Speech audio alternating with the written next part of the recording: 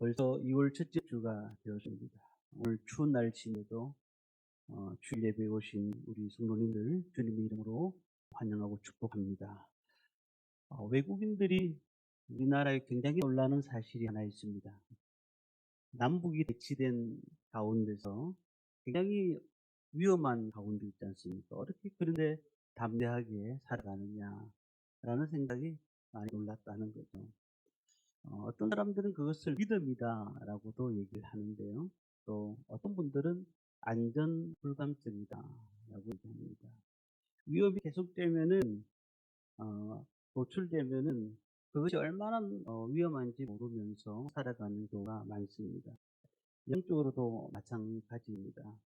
우리가 기도하면서 세상을 바라보게 되면 우리가 살고 있는 이 모든 지역은 다 영적 전쟁터라는 것을 알 수가 있습니다. 그래서 성경은 우리에게 깨어서 근신하라라고 말씀을 하고 있습니다. 베드로전서 5장 8절 9절의 말씀에 이렇게 말씀하죠. 근신하라 깨어라 너희 대적 마귀가 우는 사자같이 두루다니며 삼킬 자를 찾나니 너희는 믿음을 굳게 하여 그를 대적하라 이렇게 말씀했습니다. 우리가 영적 전쟁터 위험 속에 있다는 사실 우리가 알아야 됩니다. 눈에 보이지 않지만은 사탄이 믿는 사람들을 지금도 공격하고 있고 넘어뜨리면서 우는 사자처럼 돌아다니고 있다는 사실을 우리는 잊지 말아야 됩니다. 그런데 영적 위험을 인지하고 있는 성도들이 얼마나 될까요? 우리가 넘어지는 이유가 그런 것입니다. 영적 전쟁이라는 사실을 알고 있으면서도 인지하지 못한다는 겁니다. 목회를 해보니까 고난 때문에 넘어지는 경우는 그렇게 많지 않습니다. 자신이 고난이라는 것을 알고 난 다음에 믿음을 돈독하게 해서 고난이 닥칠 때 더 정신을 차리는 경우를 많이 봤습니다. 그런데 모든 것이 잘 되고 평안하고 아무 일 없을 때 위험이 찾아오지 않습니까? 자신에게 얼마나 큰 적이 있는지 또 함정이 도사리고 있는지 알지 못한 채 살아가는 겁니다. 영적 전쟁에서 실패할 수밖에 없는 것입니다. 요한복음 7장의 말씀을 읽어보면은 예수님께서 이 땅에 오셔서 영적 전쟁에서 싸움을 싸우셨다는 것을 알 수가 있습니다. 우리가 이 말씀을 읽으면서 우리가 배워야 될 것이 무엇인가를 생각해 봐야 되지 않겠습니까? 지금 남북이 대치된 가운데서 우리가 살아가고 있는데 이것보다 더 위험한 것은 사탄이 그가 우리를 언제나 무너뜨리려고 지금도 준비하고 있다는 사실을 인지하고 있어야 한다는 겁니다. 오늘 이 말씀을 통해서 우리는 몇 가지를 좀 알아봐야 되는데요. 예수님께서는 영적 전쟁에서 어떻게 준비를 하셨는가, 또 어떻게 승리하셨는가를 봐야 될 것 같습니다. 첫 번째는 자신이 처한 위협을 먼저 파악을 해야 됩니다. 자신이 어떤 위기에 처했는지를 파악해야 됩니다. 그때 파악하고 난 다음에 지혜롭게 대처해야 되겠죠. 우리가 위기라는 사실을 모르는 분들이 많아요. 나는 뭐 그렇게 크게 문제가 없다는데 왜 자꾸 교회에서 신앙생활을 하면서 영적 위기라고 말을 하느냐라고 얘기를 합니다. 우리 앞에서 요한복음 5장부터 살펴보면서 어떤 생각이 드셨습니까? 주님이 자신이 누군지를 계속해서 나타내셨습니다. 그랬더니 반대하는 측과 또한 예수님을 따라가는 두 분류로 나누기 시작합니다. 자, 그런데 그 실체를 드러내시는 말씀이 오늘 7장 1절에 나와 있습니다. 우리 7장 1절 말씀을 함께 보도록 하겠습니다. 그 후에 예수께서 갈릴리에서 다니시고 유대에서 다니려 아니하심은 유대인들이 죽이려 함이더라. 지금 어떤 상태가 되었을까요? 유대인들이 예수님을 보면서 예수님의 그 말씀을 듣고 그분의 모든 병고침과 역사 가운데 그들이 보았지만은 이들이 하는 일은 유대인들이 예수님을 죽이려 하였다는 것입니다. 근데 그뿐만 아닙니다. 오늘 3절, 4절, 5절 말씀, 3절의 말씀을 한번 보겠습니다. 3절 말씀입니다. 그 형제들이 예수께 이르되 당신이 행하는 일인 제 아들도 보게 하기를 떠나 유대로 가소서. 5절에 들어가 있습니다. 이는 그 형제들까지도 예수를 믿지 아니함이라. 그 형제들까지도 예수를 믿지 아니했다. 유대인들이 예수님을 반대하는 것은 이해가 되지만 그 형제들까지도 예수를 믿지 아니했다. 예수님께서 그렇게 복음을 전했을 때의 반응들이 어떻을까요?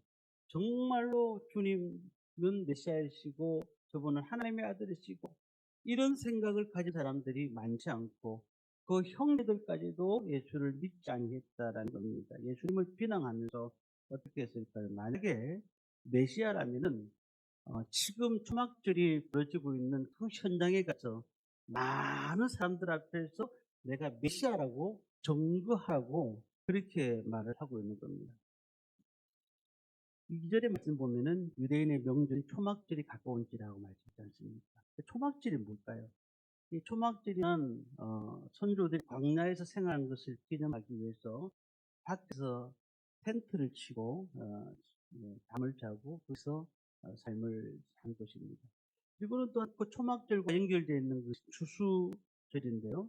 이것이 이제 감사절로 바뀌게 되지 않습니까? 유대인들이 가장 최고의 명절로 생각하는 것도 이 초막절입니다. 자, 그런데 하나님의 아들임을 믿지 않았던 예수님의 동생들마저도 주님을 향해서 당신이 하나님의 아들이라면 이 명절에 예루살렘에 올라가서 초막절에 사람들이 꽉 모여 있을 텐데 그곳에 가서 만차에 하나님의 아들임을 증거하라고 그렇게 얘기를 하고 있다는 겁니다. 그때 예수님을 찾아온 형제들이 이 성경에는 안 나오지만 다른 성경에 보니까 야고보, 유다, 요셉, 시몬 4명의 형제들이 그렇게 얘기를 한 것이죠. 그런데 이제 나중에 보세요. 이 야고보와 유다는 가룟 유다를 얘기하는 게 아닙니다. 예수님의 형제 유다를 말하는데요. 이 둘은 나중에 야고보서와 유다서를 썼습니다. 그때만 해도 이 형제들이 예수를 믿지 않았다는 사실입니다.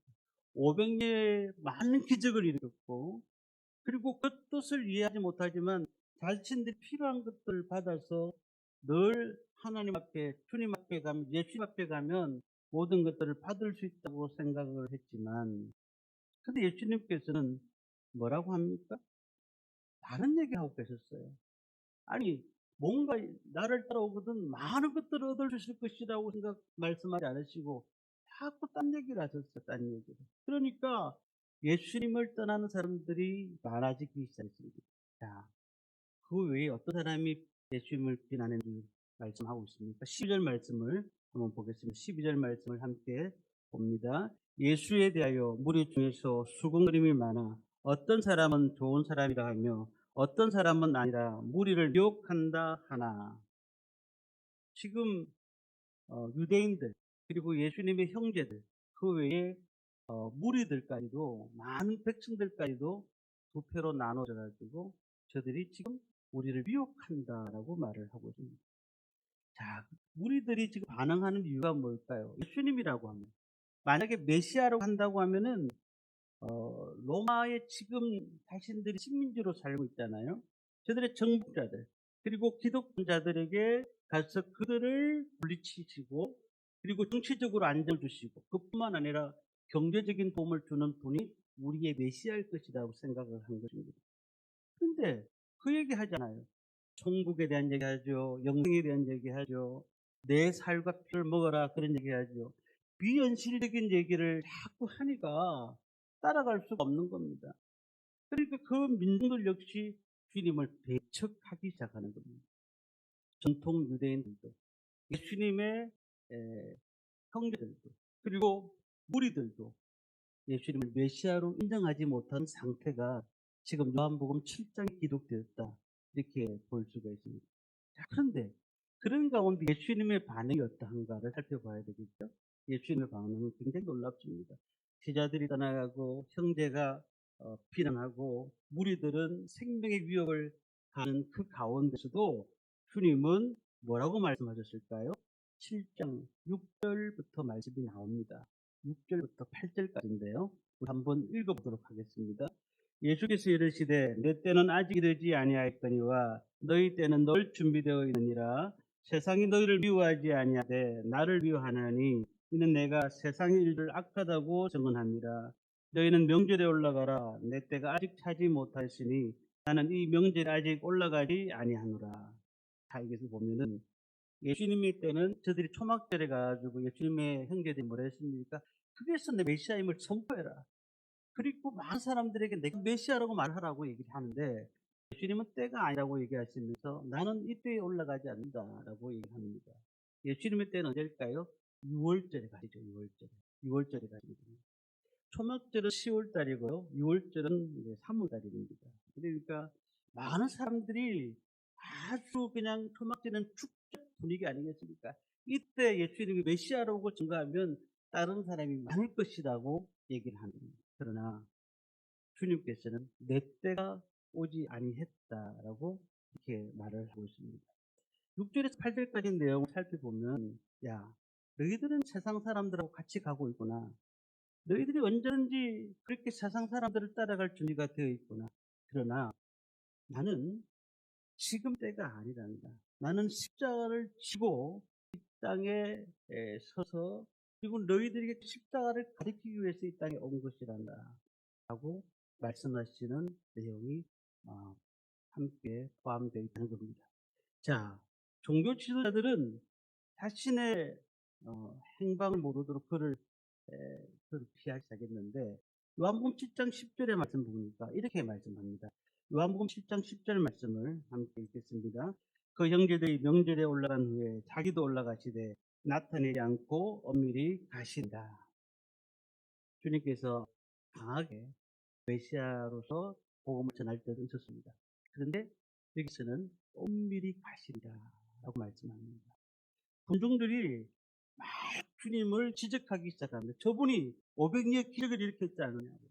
저분이 저 물 위에 걷던 분 아니냐고. 많은 사람들이 본 사람들이 그분을 메시아 아니 혹시 선지자일 수도 있다라고 얘기를 하지만은 주님은 어떨 때는 가감하게 그들에게 복음을 전하기도 했지만 지금 이 시간에는 엄밀히 가시고 있다는 겁니다. 우리는 어떻습니까? 예수님의 형제들과 그리고 제자들 또한 무리들 그리고 유대인들 자신들이 필요한 그 메시지를 전달해 주기를 바랬지만 주님은 그렇게 하지 아니하시고 주님이 이때가 아니라고 말씀을 하고 있다는 것입니다. 우리는 이 세상의 교회를 어떻게 본다고 생각할까요? 세상과 교회가 처음에는 함께 같이 갔습니다. 그리고 어려운 사람들을 많이 도와줬고 또한 어려운 환경에 교회들이 많은 봉사를 하였고 그 영혼들을 위해서 기도하고 그들 살려냈던 것이 교회입니다. 근데 지금은 바뀌어서 교회를 보는 눈들이 세상이 많이 바뀌었습니다. 그리고 우리가 조금만 잘못하게 되면 세상에서 가만히 두지 않습니다. 우리가 여기서 한 가지 알아야 됩니다. 우리 교회는 자선단체하는 교회가 아닙니다. 세상과 당연히 달라야 되는 겁니다. 교회도 세상의 법을 따라야 하는 것은 맞지만은 세상의 법 안에 교회가 있는 것은 아닙니다. 제가 정치 얘기하는 건 아니니까 이 말씀을 제가 드리려고 합니다. 이번에 민주당에서 78명이 교회 폐쇄법을 발의했습니다. 저는 야당이냐 여당이냐는 얘기하는 게 절대 아닙니다. 오해하지 마세요. 근데 그 폐쇄법을 보니까 제가 적어왔어요. 비영리 법인 목적 이외에 사업을 하거나 설립허가 조건을 위반할 때는 종교분리 원칙에 위반하거나 공직선거법 등의 관계 법령을 위반해서 선거 정당 또는 후보자에 관련해서 조직적 체계적으로 정치활동을 개입하는 것을 막게 되고 설립허가를 취소할 수 있다라고 그렇게 38조에 그렇게 명시를 했더라고요. 제가 이 얘기를 하는 이유가 뭐냐면 이때 이 이유가 있어요. 신천지라는 이제 통일교가 그런 문제를 해가지고 지금 나라에 복잡한 문제가 되니까 이것을 발판으로 해가지고 어떻게 하든지 종교법이든 종교 자유가 있지만은 이것을 폐쇄할 수 있다라고 그렇게 말을 한 거예요. 근데 저는 이 문제에 대해서 옳고 그름이 얘기하는 게 아닙니다. 중요한 것은 앞으로 우리나라가 차별금법이라는 동성애법을 통과시키려고 합니다. 그럼 어떤 문제가 생기느냐면 교회에서 우리가 예배를 드리고 하나님 앞에 나가는데 우리는 하나님의 법을 갖고 있어요. 그래서 남녀가 만나서 결혼하는 것인데 동성이 만나가지고 결혼하는 것은 우리는 허용도 하지도 않을 뿐더러 죄를 져서도 안 되는 겁니다. 그런데 만약에 이런 법들이 통과가 되어 버리면 기독교에서 말하는 법과 세상의 법은 충돌할 수밖에 없는 겁니다. 어떻게 됩니까? 결국은 이제 그것이 조금 심해지면 저들도 정치적으로 얘기한다라고 말을 하면서 기독교를 압박해 올 것은 틀림없는 겁니다. 오늘 우리는 영적인 전쟁이라는 것이 다른 것들이 아닙니다. 지금 우리나라에 벌어지고 있는 모든 일들 가운데서도 영적인 전쟁을 하고 있다는 겁니다. 우리는 어떻게 하면 예수님께서 어떻게 하셨습니까? 이런 가운데서 싸우고도 아니에요. 지혜롭게 대처하셨습니다. 어떻게? 강하게 할 때는 강하게 했고 엄밀하게 할 때는 엄밀하게 하시면서 하나님 나라를 세워가는 것을 보게 됩니다. 우리는 세상의 가치관을 따라서는 안 됩니다. 우리의 가치관은 세상의 가치관과 전혀 다르다는 사실을 먼저 인식을 하셔야 된다는 겁니다.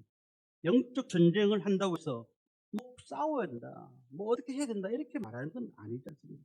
중요한 것은요, 우리는 주님의 모범을 따라야 되는데 영적 전쟁, 신앙이 다르고 가치관이 다르고 생각이 다르할지라도 그런데 우리가 가는 길이 어떤 길인가가 분명히 알아야 됩니다. 영적으로 하나님 나라를 세워나가는 것이고 그리고 그 나라를 위해서 일하는 것입니다. 왜 교회가 자꾸 깨어지고 분리가 됩니까? 영적인 핵심을 보지 못하고요. 자꾸 사람만 보고 그 사람만 보는 겁니다. 뒤에 영적 실체를 보지 못하는 겁니다. 영적 실체는 사탄 마귀가 어떻게 하든지 이간질하고 그리고 그 문제를 만들어가서 우리를 넘어뜨리게 하는 것이 사탄 마귀가 하는 것이라는 겁니다. 믿지 않는 남편이 있었습니다. 근데 그 남편이 신앙생활하는 걸 너무 반대하니까 그래도 이제 마음에 감동이 돼가지고 상을 차려놓고 나 교회 간다 하고 밤 식사하라고 하고 나왔습니다. 근데 남편 집에 이제 예배 마치고 딱 들어왔더니 남편이 후박을 하기 시작하는 겁니다. 생티즙을 찾기 시작하는 겁니다. 근데 그때 우리는 어떻게 해야 될까요? 진짜 내가 할 건 다 했는데 왜 이렇게 생티즙을 잡느냐고 화를 내기보다는 그 뒤에 있는 실체를 봐야 됩니다. 내가 기도를 많이 못했구나. 남편 뒤에 있는 사탄이 조종하는 것이구나. 라고 생각을 해야 되는 것이지, 내가 할 건 다 했는데 왜 저렇게 하느냐, 저 반응을 보이냐고 화를 내서는 안 된다는 거예요. 우리가 모든 영적 정쟁 가운데 그런 것입니다. 지금 우리 충돌하는 모든 세계 영적 전쟁은 거의 다 사탄 마귀가 그렇게 우리를 무너뜨리려고 우리를 지금 하고 있다는 사실을 기억하시기 바랍니다. 그래서 예수님께서 대처하셨던 방법, 어떨 때는 엄밀하게, 어떨 때는 강하게, 그렇게 우리가 잘 지혜롭게 대처하시기를 바랍니다. 두 번째는 어떻게 해야 될까? 영적 싸움이 있을 때는 모든 기회를 가지고 진리를 전파해야 됩니다. 우리가 가지고 있는 기회가 무엇일까요? 진리 편에 서야 된다는 거 먼저 말씀을 드렸잖아요. 7장을 차근차근히 집에 가서 읽어 보시기 바랍니다. 주님은 우둔한 우리들을 가르치기 위해서 얼마나 노력했는지 모릅니다. 종교 지도자들이 자기를 죽이려 한다는 사실을 알고 있었습니다. 그런데도 그 가운데서도 주님이 하신 일이 뭘까요? 그들에게 영적인 진리를 가르치셨다는 겁니다. 그 진리를 가리키니까 유대인들이 어떻게 반응할까요? 15절 말씀에 나오지만은 이 사람이 배우지 아니하였거든요. 이 사람이 공부도 안 하고 학교도 안 나왔는데 어떻게 저렇게 하느냐? 그때 예수님께서 요한복음 7장 17절에 이렇게 말씀합니다. 17절 말씀을 한번 읽어보겠습니다. 사람이 하나님의 뜻을 행하려 하면 이 교훈이 하나님께로부터 왔는지 내가 스스로 말함인지 알리라. 하나님의 뜻을 진심으로 따르는 사람이라면은 내 가르침이 어디서 왔는지를 알 것이다라는 것입니다. 내 가르침이. 우리가 성경을 읽고 또한 신앙생활을 하고 있습니다. 그런데 마음 깊이 와닿지 않습니까? 예배를 드리는데 불구하고 수년간 설교를 들었는데 마음이 감동이 없고 자꾸 성경에 대한 오심이 들지 않습니까? 그러면 주님께서 오늘 17절에 뭐라고 하셨습니까? 하나님의 뜻을 행하려 하면이라고 했습니다. 이 말은 우리가 지금까지 배웠던 말씀을 한 말씀이라도 실천해 보라. 실천하지 않고 내 마음에 감동이 안 된다고, 내 마음에 도전이 안 된다고 얘기하지 말고 들었던 말씀을 한 말씀이라도 실천해 보라는 거예요. 복음을 믿고 지금까지 살아왔다고 하면, 그 복음을 믿고 살아왔다면 그 복음을 실천하는 삶을 살아야 됩니다. 어떻게 해요? 삶을 통해서만 배울 수가 있습니다. 우리가 성경을 배우는 것으로 끝나는 것이 아니고, 이 성경을 배워서 많은 곳에 행하는 것으로 계속해서 하나님의 뜻을 행해야만 하나님의 나라를 세울 수가 있다는 겁니다. 주일을 지킵니다. 오늘 주일 지키고 있습니다. 그런데 7일과 7일 동안의 삶을 보면 하루가 14%입니다. 나머지 86%는 6일 동안의 삶입니다. 14%만 하나님 앞에 나와 있잖아요. 그러면 86%는 어디에 있습니까? 세상에 있습니다.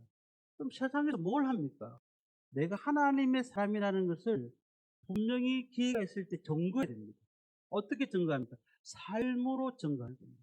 내가 예수 믿는 사람이라는 사실을 많은 사람들에게 알려야 됩니다. 어떻게 해요? 삶으로요. 그때 부딪힘이 나타나죠. 그때 여러 가지 어려운 문제가 있습니다. 하지만 그럴지라도 주님께서 우리에게 말씀하시면서 하나님의 뜻을 행하려 함이라고 했습니다. 우리가 행하셔야 됩니다. 이것은 교회에서만 가지고 있는 말씀이 아닙니다. 오늘 교회에서만 하는 말씀이 아니라 이 말씀을 세상 밖으로 가져가서 하나님의 뜻대로 사는 것, 이것이 하나님의 나라의 일인 줄 믿습니다. 종교 지도자들은 전통을 굉장히 중요시하죠. 전통에 대해서 많은 사람들이 전통에 대한 얘기를 하고 있습니다. 기가 막힌 논리 가지고 전통을 지켜야 된다고 얘기합니다. 그리고는 모세의 율법을 굉장히 중요시합니다. 모세의 율법이 하나님의 구원과 관계가 있다고 얘기를 하는 사람들이지 않습니까? 그런데 그게 두 가지를 합니다. 첫 번째는 안식일이고 두 번째는 할례입니다.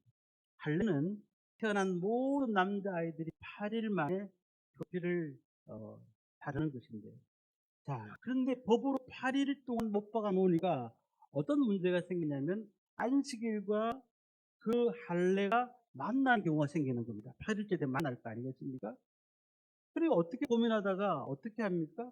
할례법을 따르기로 결정합니다. 이런 겁니다. 안식일과 할례법을 온전히 지키려고 하면 두 개 다 같이 지켜야 되잖아요. 두 개 부딪히니까 뭔가를 지켜야 되니까, 그래서 이제 생각할 때 할례법을 따라야 됩니다. 우리가 이 많은 법을 지켜야 되고 하나님 말씀을 지키는 것은 당연하지만 이것을 가지고 이것이 구원이다라고 말할 수가 없는 겁니다. 23절, 24절 말씀을 한번 볼까요? 23절, 24절 말씀을 같이 읽습니다. 모세의 율법을 범하지 아니하고 사람이 안식일에도 할례를 받는 일이 있거든 내가 안식에 사람의 전신을 건전하게 한 것으로 너희가 내게 노여하느냐? 외모로 판단하지 말고 공의롭고 판단하라 하시니라. 보십시오. 사람들이 안식일에도 할례 받는 일이 있거늘 내가 주일날 사람을 살릴 때에 그것을 너희들이 판단하는 이유가 무엇이냐라는 것을 얘기하는 겁니다. 요즘 얼마나 많은 전통 때문에 사람들이 떠나가는 사람이 많아요. 전통 때문에 싸우는 사람들이 많아요. 제가 그 서울 충영교회에 갔었습니다. 그런데 이제 한규수 목사님이 그런 얘기를 하셨어요. 충영교회는 우리나라에서 아주 전통을 잘 지키는 교회입니다. 그래서 그 교회는 목사님 처음에 부임하시니까 성도들이 장로님이 목사님 부르더랍니다. 목사님 성경을 들 때는 성경을 들고는 요 가슴 위로 들어줘야 됩니다. 이걸 들고 가야지만 우리 교회는 전통 살아있는 교회입니다 라고 얘기하더라고요. 그러니까 성경을 들고 오지 않는 것은 말도 안 되는 얘기고, 성경을 들고도 가슴 위로 들어줘야지. 그리고 보기도 좋아요. 그리고 옆에 끼워줘야 된답니다. 그래야 사람들이 볼 때 저분이 믿음의 사람이구나 하고 본다는 거예요. 그러니까 안기서 목사님 처음엔 따라가랍니다. 그 전통을 중시합니다. 근데 그것이 이제 뭐가 문제겠어요? 우리가 뭐 전통이 중요한 게 아니거든요. 전통은 아무 문제가 없어요. 문제는요, 지금 우리가 위급한 상황 가운데서 한 영혼을 구원하느냐, 한 영혼을 살리느냐, 그것이 더 중요한 거 아니겠습니까? 우리가 하나님 앞에 어떻게 삶을 사느냐, 또 하나님의 뜻이 무엇인가를 전달하는 것, 이것이 가장 중요한 것인데, 많은 사람들은 지금도 전통에 의해서 예배를 드리고 전통에 의해서 우리 삶을 살고 있는 사람이 많다는 겁니다. 그때에 이 초막절이었는데요. 이 40일 동안을 기념하기 위해서 8일 동안 천막을 치고 열심을 다해서 그곳에서 천막을 치고 살았습니다. 근데 8일째 되는 날 어떻게 하는지 아십니까? 그들은요, 제사장이 먼저 앞에 딱 서고요. 그리고 대제사장이 앞에 서고, 그 뒤에 제사장이 서고, 그리고 수많은 백성들이 따라갑니다. 따라가면서 실로암 연못을 지나가는데, 실로암 연못에다가 물을 딱 떠가지고 성전으로 지나갈 때 성전에다 뿌립니다. 뿌립니다. 그렇게 뿌리는 게 전통이에요. 이게 이제 초막절에 하는 겁니다. 그랬더니 주님께서 뭐라고 하시는지 아십니까? 37절, 38절 말씀을 한번 보겠습니다. 37절, 38절입니다. 같이 읽겠습니다. 명절 끝날 곧 끝날에 예수께서 서서 외쳐 이르시되 누구든지 목마르거든 내게로 와서 마시라. 나를 믿는 자는 성경의 이름과 같이 그 배에서 생수의 강이 흘러나오리라 하시니. 엄숙한 행사를 하고 있는데 주님께서 마지막 그날에 뭐라고 했습니까? 벌떡 나셔가지고 누구든지 목마르거든 내게로 와서 마시라. 나를 믿는 자는 성경 이름 같이 그 배에서 생수의 강이 흘러나오리라.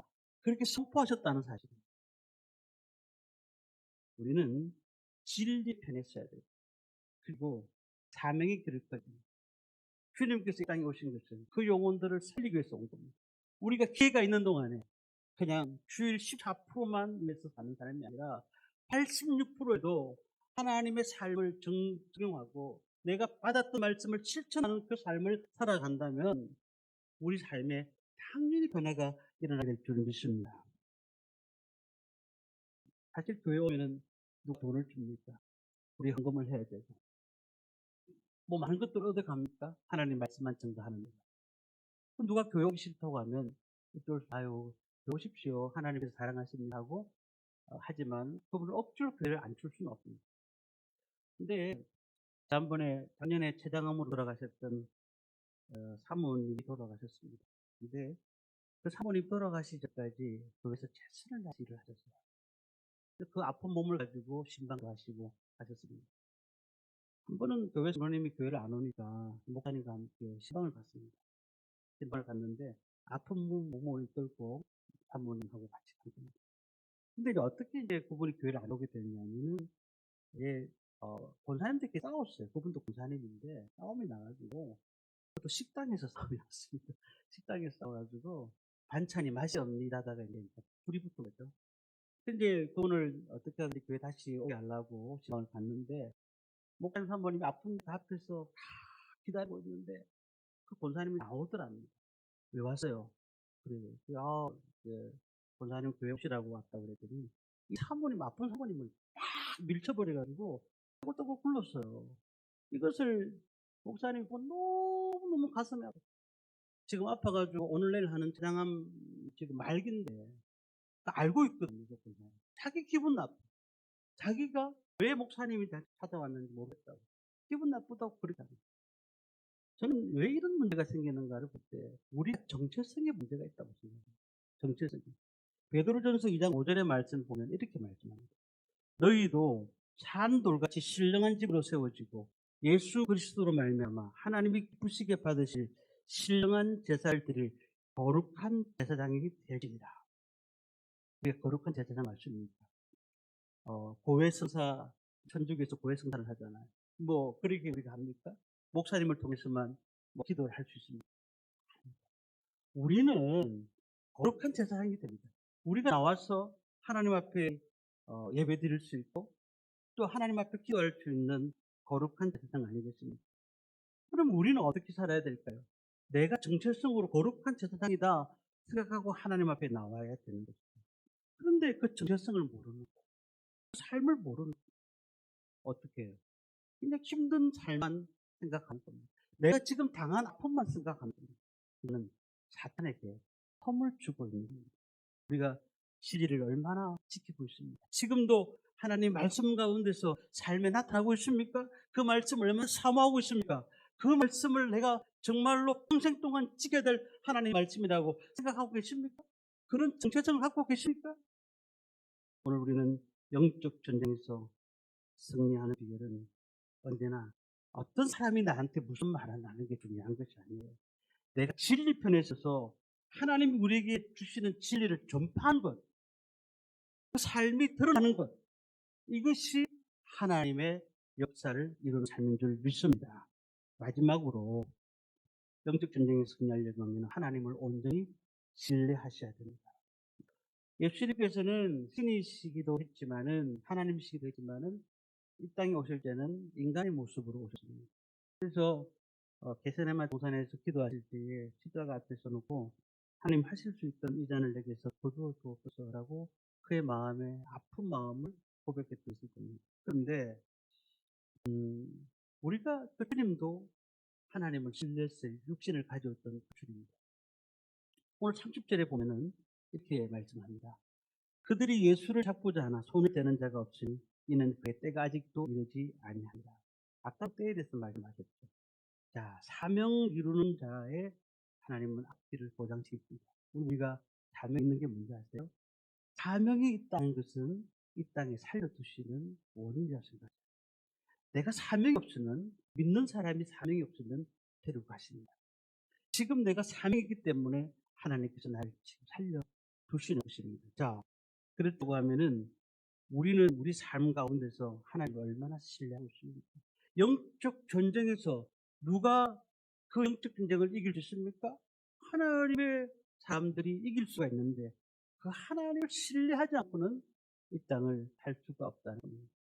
모든 우리의 삶의 가정과 직장과 사업장과 자녀들까지도 하나님 앞에 맡기시기를 바랍니다. 그러면 하나님께서 많은 방법으로 이끌어 주십니다. 저희 교회에 헌금을 드리는데요.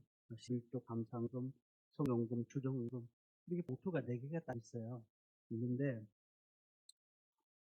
어느 때부터 누가 건축헌금을 드리는 거예요. 그래서 우리 교회에 작년 단위에 돈도 많이 버는 지도 않는데 그 친구를 제가 알아요.